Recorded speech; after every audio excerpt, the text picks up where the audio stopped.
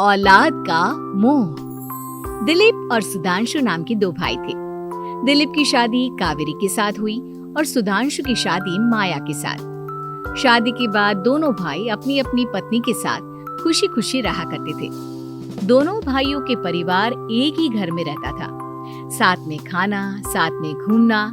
कुल मिलाकर दोनों भाइयों का परिवार खुशहाल परिवार था। कुछ सालों के बाद दिलीप की पत्नी कावेरी को एक बेटा हुआ। भैया, आज मैं बहुत खुश हूँ, चाचा बन गया हूँ मैं। हाँ भाई साहब, इस बच्चे के घर में आने से तो रौनक आ गई है। मैं सबको बताऊंगी कि मैं तो चाची बन गई हूँ, चाची। तुम दोनों कितने अच्छे हो। हमारे बच्चे के आने से ऐसे खुश हो रहे हो जैसे ये बच्चा तुम्हारा ही हो। बस भैया, अब आपका बेटा इस दुनिया में आ गया ना, हम भी कोशिश करेंगे कि हमारा भी बच्चा जल्दी से इस दुनिया में आ जाए। और फिर आपका और हमारा बच्चा दोनों मिलकर दिन भर घर के आंगन में खेला करेंगे। कितना मजा आएगा ना। सच कहती हूँ माया, मैं भी उसी दिन का इंतजार कर रही हूँ जब तुम्हारी भी गोद भर जाएगी और मेरे बेटे को एक छोटा भाई या बहन मिल जाएगी। 1 साल बीत जाता है। दिलीप और कावेरी का बेटा अब 1 साल का हो चुका था, लेकिन सुधांशु और माया की कोई औलाद नहीं होती। माया, लगता है कि हमारी जिंदगी में बच्चे का सुख ही नहीं है। ऐसा क्यों कहते हैं? दिलीप भाई साहब का बेटा भी तो हमारा ही बेटा है ना। तुम्हारी बात बिल्कुल ठीक है माया, लेकिन फिर भी हमारा खुद का एक बच्चा होता तो कितना अच्छा होता। हाँ, कावेरी भाभी भी हमेशा कहती हैं उन्हें अपने बेटे के लिए एक छोटा भाई या बहन चाहिए। लेकिन देखिए ना, हमारी तो किस्मत ही कितनी खराब है। हमारे तो सारे ट्रीटमेंट भी फेल हो चुके हैं। डॉक्टर ने भी साफ साफ कह दिया है कि तुम कभी माँ नहीं बन सकती। वही तो सुधांशु, बहुत बुरी किस्मत है हमारी। लेकिन माया, हम अपनी किस्मत को इतना क्यों कोस रहे हैं? हम दिलीप भाई साहब के बेटे को अपने बेटे की तरह ही प्यार कर सकते हैं ना। हाँ जी, बिल्कुल सच कहा। मैं भी वैसा कर सकती हूँ। चाची हूँ, उसे छोटी माँ का प्यार नहीं दूंगी क्या? कुछ दिनों के बाद दिलीप का एक दोस्त दिलीप से मिलने के लिए आता है। अरे क्या बात है दिलीप, बधाई हो बधाई। और घर तो काफी बड़ा है तुम्हारा। वैसे तुमने अपने बेटे के बारे में क्या सोचा है?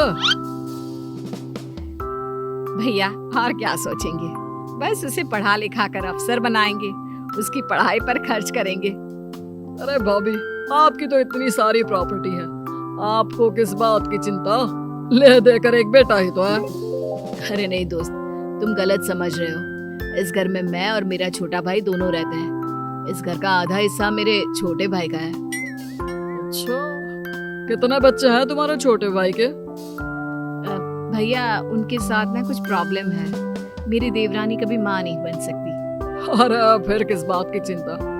अरे मैं तो कहता हूँ अपने बेटे के भविष्य के बारे में सोचिए ही मत। बस ये घर उसके नाम करवा दीजिए। देखिए, आपके भाई का भी कोई बच्चा नहीं है तो सब कुछ आपके बेटे को ही मिलना चाहिए। लेकिन ऐसा करना क्या सही होगा? अगर उनका बच्चा नहीं है तो क्या हुआ? ये घर आधा उनका है, उनकी जो मर्जी है वो करें। अरे कैसे बात करते हो? उनकी कोई औलाद नहीं है, वो क्या करेंगे प्रॉपर्टी अपने नाम रखकर? हाँ, वैसे भाई साहब, आपकी बात तो बिल्कुल सही है। अब जो कुछ भी है वो हमारे बेटे का ही तो है। आखिर वही तो इस घर के वंश को आगे बढ़ाएगा। मैं कल ही देवर जी से बात करती हूँ। अगले दिन सुधांशु और माया, इधर आओ। तुम दोनों से एक बहुत जरूरी बात करनी है मुझे। बताइए ना भाभी, क्या बात है? आपको कहीं जाना है तो आप अपने बेटे को मेरे पास छोड़कर जाइए। मैं ही पूरा दिन रख लूंगी उसे। अरे नहीं माया, वो तो मुझे पता है। मैं किसी और चीज के बारे में बात करना चाहती हूँ। बताइए ना भाभी, क्या बात है? देखिए देवर जी, आपका कोई बच्चा है नहीं, लेकिन मैं जानती हूँ कि आप हमारे बेटे को अपने बेटे की तरह ही प्यार करते हैं। भाभी, बेटी की तरह नहीं, वो हमारा ही बेटा है। मेरे लिए तो वो मेरा ही बच्चा है। वही तो फिर क्यों ना ये सारी प्रॉपर्टी हम मेरे बेटे के नाम करवा दे, क्योंकि तुम्हारा हो या मेरा, हम सबका एक ही तो है बेटा। लेकिन भाभी, अभी तो वो सिर्फ 1 साल का है। अभी से प्रॉपर्टी उसके नाम करवाने का क्या मतलब है? देखे देवर जी, जो काम जितना जल्दी हो जाए ना उतना अच्छा। आने वाले वक्त का क्या भरोसा। भाभी भरोसा क्यों नहीं, हम तो हमेशा आपके बेटे को माँ बाप की तरह ही प्यार करेंगे। हाँ, लेकिन फिर भी मैं चाहती हूँ कि ये सारी प्रॉपर्टी मेरे बेटे के नाम हो जाए। अब मुझे नहीं लगता तुम दोनों को इसमें कोई भी परेशानी होगी, है ना? भाभी वैसे तो आप जो कह रही हैं वो बहुत जल्दबाजी है, लेकिन फिर भी अगर आपको ऐसा लगता है तो ठीक है, कल ही प्रॉपर्टी के पेपर बनवा लीजिए, मैं और माया उस पर साइन कर देंगे। इस तरह से अगले दिन प्रॉपर्टी के पेपर बनवाकर सारी प्रॉपर्टी दिलीप और कावेरी के बेटे के नाम पर करवा दी जाती है। कुछ दिनों के बाद सुधांशु, सुबह सुबह ये कौन लोग आ गए हैं तुम्हारे घर पर? भैया वो ऊपर वाला कमरा खाली पड़ा था ना, सोच रहा था किराएदार रख देता हूँ। लेकिन किराएदार रखने से पहले आपने हमसे पूछा भी नहीं। भाभी इसमें आपसे पूछने वाली क्या बात थी, हमें एक ही कमरे की जरूरत थी, इसलिए सोचा दूसरा कमरा किराए पर दे देते हैं, कुछ इनकम हो जाएगी। अरे माया, ये सारी प्रॉपर्टी अब मेरे बेटे के नाम पर है और यहाँ पर जो कुछ भी होगा उसके लिए तुम्हें मेरी या दिलीप की परमिशन तो लेनी पड़ेगी ना। हाँ सुधांशु, तुम्हारी भाभी ठीक ही तो कह रही है। अब देखो, तुमने खुद अपने हाथों से ये प्रॉपर्टी हमारे बेटे के नाम की है, वह अभी बहुत छोटा है, तो इस घर से रिलेटेड सारे फैसले तुम्हें हमसे पूछ कर लेने चाहिए। भाभी हमें तो लगा था कि आप हम लोगों से बहुत प्यार करती हैं, लेकिन आप तो हमारे साथ भेदभाव करने लगी। अरे इसमें भेदभाव करने वाली क्या बात है? और मैंने कौन सा तुमसे कुछ गलत मांग लिया?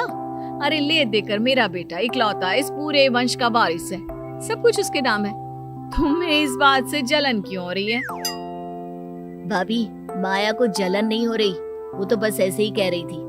सब जानती हूँ मैं, इसकी खुद की तो कोई औलाद पैदा नहीं हुई, बस इसीलिए जब देखो तब मेरे बेटे पर बुरी नजर डालती रहती है। देखो माया, कावेरी तुमसे बड़ी है, वो जैसा कहती है वैसा करो। और वैसे भी इस घर पर अब तुम लोगों का कोई अधिकार नहीं है, वो तो हम लोगों की भलाई समझो जो तुम्हें अभी तक यहाँ रहने दिया है। भैया आप इतने कैसे बदल गए? इस प्रॉपर्टी ने आपके दिल से हमारे लिए प्यार पूरी तरह खत्म कर दिया है क्या? इसी तरह वक्त बीतता जाता है और देखते देखते दिलीप और कावेरी का बेटा प्रणव 25 साल का हो जाता है और उसकी नौकरी लग जाती है। पापा आज मेरा अपॉइंटमेंट लेटर आ गया है, मैंने सिंगापुर में जॉब ज्वाइन कर ली है। लेकिन प्रणव, विदेश में नौकरी करने जाने से पहले तुम्हें कम से कम अपने मम्मी पापा से एक बार पूछना चाहिए था ना। इसमें पूछने वाली क्या बात है माँ, मैं सिंगापुर जाकर जॉब करना चाहता हूँ तो करना चाहता हूँ। देखो प्रणव, हमने तुम्हारे लिए इतनी सारी प्रॉपर्टी यहाँ पर रखी हुई है, उन सब का क्या होगा? यहाँ रहो, बिजनेस करो। सॉरी पापा, मैं यहाँ रहकर कोई बिजनेस नहीं करने वाला, और ये जितनी भी प्रॉपर्टी आपने मेरे लिए संभाल कर रखी है ना, ऐसे ही किसी को दान में दे दीजिए, क्योंकि मैं सिंगापुर से वापस इंडिया आकर कभी नहीं रहने वाला। दिमाग खराब हो गया है तेरा, जानता नहीं तेरी वजह से हमने तेरे चाचा चाची से लड़ाई करके पूरा घर तेरे नाम करवा दिया था। हाँ तो ऐसा करने से पहले आपको सोचना चाहिए था ना। और मम्मा, मैं तो वैसे भी उस वक्त 1 साल का था, मेरा इस मैटर से कोई लेना देना नहीं है। कैसी बात कर रहा है ये लड़का? अरे तेरी वजह से अपने छोटे भाई से दुश्मनी लेकर बैठा हूँ मैंने तो उसे घर से भी निकाल दिया। जानता नहीं तू, बाजू वाले घर में एक छोटा सा कमरा किराए पर लेकर रहते हैं तेरे चाचा चाची, और ये सब मैंने तेरे लिए किया। देखिए पापा, आपने जो कुछ भी किया अपने लिए किया। मैंने आपसे कब कहा था कि मुझे ये प्रॉपर्टी और घर चाहिए? और वैसे भी अपने भाई के साथ इस तरह का बिहेव करके आपने कोई अच्छा काम तो किया नहीं। तू सही कह रहा है बेटा, हमने तेरे चक्कर में अपने छोटे भाई जैसे देवर और बहन जैसी देवरानी को इस घर से निकाल दिया। बहुत बड़ी गलती हो गई मुझसे। ठीक है मॉम, तो अब आप अपनी गलती सुधारो, लेकिन मुझे तो फॉरेन जाना है, मैं वहीं जाऊंगा। अब आगे क्या करना है ये आपका डिसीजन है। और प्रणव सिंगापुर जॉब करने के लिए चला जाता है। कुछ दिनों के बाद जब दिलीप और कावेरी को अपनी गलती का एहसास होता है तो वो सुधांशु के घर पहुंचती है। सुधांशु, माया, हमें माफ कर दो, हमसे बहुत बड़ी गलती हो गई। क्या हुआ भाभी? आज इतने सालों के बाद अब हम गरीब लोगों के घर क्या करने आई हैं? भाभी, हमने तो खुशी खुशी अपने भतीजे को सब कुछ दे दिया। अब हमारे पास कुछ भी नहीं बचा है। भाई, मुझसे बहुत बड़ी गलती हो गई। जो तेरे जैसे भाई को मैंने प्रॉपर्टी के चक्कर में घर से निकाला और जिसके लिए मैंने ये सब कुछ किया, वो खुद ही विदेश चला गया।